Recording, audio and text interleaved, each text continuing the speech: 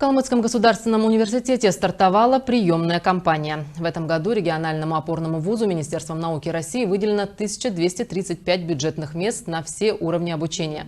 Крайний день приема документов для поступающих по внутренним вступительным испытаниям на очную форму специалитета и бакалавриата – 15 июля.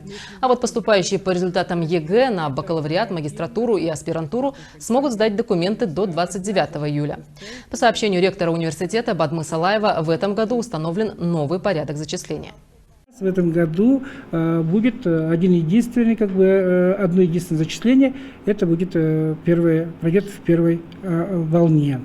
Далее новый порядок также, второй момент, внес изменения в способы подачи документов. Третье изменение, изменил количество направлений для подачи документов.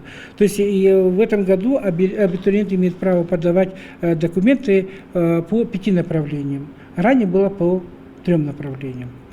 И далее, принципиально важно, четвертый, добавлен экзамен по выбору. Экзамен по выбору, в том числе, когда он представляет, в том числе по результатам единого государственного экзамена. Вступительные испытания для абитуриентов очной формы бакалавриата пройдут с 17 по 25 июля. Для желающих поступить в магистратуру очной и заочной формы с 31 июля по 3 августа.